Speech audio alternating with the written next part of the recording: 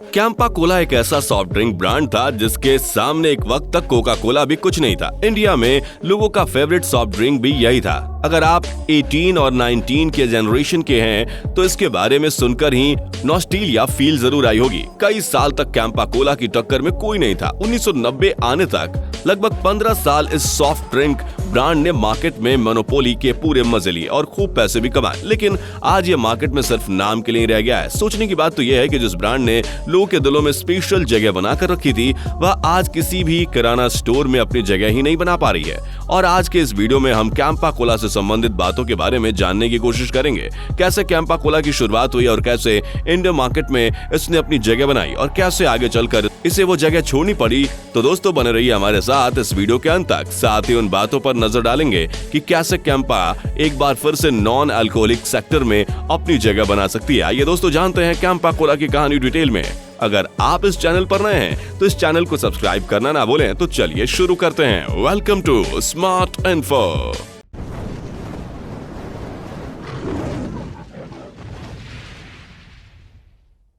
दोस्तों 1956 में Coca Cola ने इंडियन मार्केट में कदम रखा था। अब क्योंकि इंडिया में कोई भी फॉरेन एक्सचेंज एक्ट नहीं था तो कोका कोला इंडिया में 100% फॉरेन इक्विटी के साथ बहुत ही अच्छा प्रॉफिट कमा रहा था।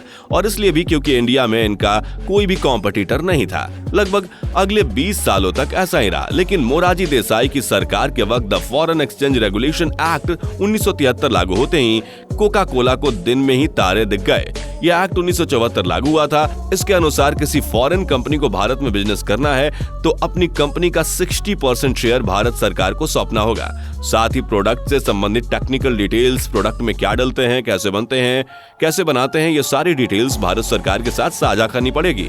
कोका कोला का प्रॉफिट इतना ज्यादा था कि इसने 60% शेयर भारत सरकार को देने का फैसला कर लिया, लेकिन अपनी सीक्रेट रेसिपी देने से साफ मना कर दिया और इसलिए भारत सरकार ने कोका कोला को भारत से निकाल देने का फैसला किया। लेकिन इसका नुकसान केवल कोका कोला कंपनी को नहीं बल्कि भारत की एक बड़ी कंपनी प्योर ड्रिंक को भी हुआ, जो उस वक्त 2800 लोगों को रोजगार दे रही थी। यह कोका कोला की बोतल को बनाती थी और इसकी मार्केटिंग, सेल्स और एडवर्टाइजमेंट का काम करती थी। इसके मालिक थे चरणजीत सिंह, जो इन 2800 लोगों को और खुद को बेरोजगार होने से बचाने के लिए नए नए रास्ते ढूंढ रहे थे। उन्हें एहसास हुआ कि भारत के लोग कोका कोला को कितना मिस कर रहे हैं। लोगों की इसी जरूरत का फायदा उठाते हुए उन्होंने बनाई ऐसी इंडियन सॉफ्ट ड्रिंक जिसने कोका कोला और पेप्सी दोनों की कमी पूरी कर दी। साल 1977 में चरणजीत सिंह ने शुरू की स्वदेशी सॉफ्ट ड्रिंक कैंपा कोला, जो सक्सेसफुल साबित हुई।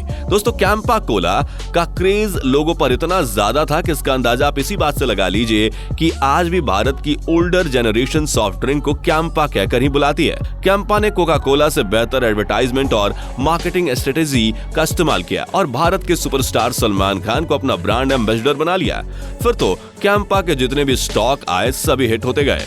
15 साल तक इसने भारतीयों के दिलों पर राज किया। लेकिन 1991 में सब बदल गया। सन 1991 में भारत के अंदर लिबरलाइजेशन की शुरुआत हुई और इंडियन मार्केट को फॉरेनर कंपनियों के लिए ओपन कर दिया गया। उसके बाद थम्स अप, लिम्का, स्प्राइट जैसी सॉफ्ट ड्रिंक कंपनियां भारत में एंटर हुई।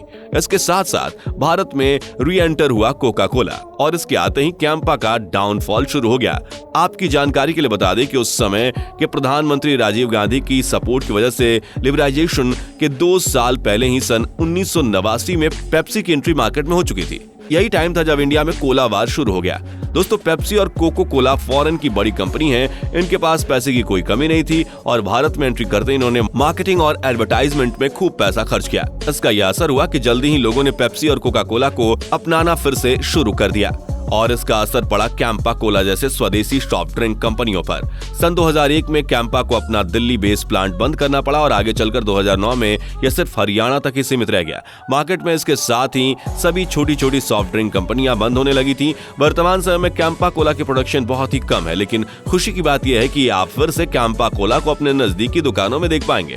कैंपा कोला फिर से मार्केट को डोमिनेट करने के लिए वापस आ गया है, वो भी रिलायंस इंडस्ट्री के साथ। कुछ ही दिनों पहले कैंपा कोला को प्योर ड्रिंक कंपनी से 22 करोड़ रुपए में खरीद लिया है, क्योंकि अब रिलायंस इंडस्ट्री ने कोला वार को दोबारा शुरू करने का मन बना लिया है और कैंपा को अपना स्टेटस वापस दिलाने का फैसला लिया है। सन 2022 में 31 अगस्त को रिलायंस ने इसे हायर किया और कैंपा कोला और एक्सपोर्ट जियो 2.0 कहकर संबोधित कर रहे हैं। रिलायंस इंडस्ट्री ने सन जियो नाम की कैंपा को रिलॉन्च कर दिया है। और कैंपा के ऑरेंज, लेमन और मैंगो फ्लेवर जियो मार्केट पर ऑलरेडी बिकना शुरू हो गया है। इस प्लेटफॉर्म पर कैंपा कोला की 600 ml बोतल मात्र 15 और 2 लीटर बोतल मात्र 49 रुपए में बिक रही है। वहीं अगर हम पेप्सी और कोका कोला को देखें तो इनके 2 लीटर बोतल की कीमत 95 रुपए है। ऐसे में यह साफ देखा जा सकता है कि रिलायंस ने कैंपा कोला के प्राइस को हाफ कर दिया है, क्योंकि जियो की तरह ही कैंपा की स्ट्रेटेजी भी सबसे पहले इसकी प्राइस पर फोकस करती नजर आई।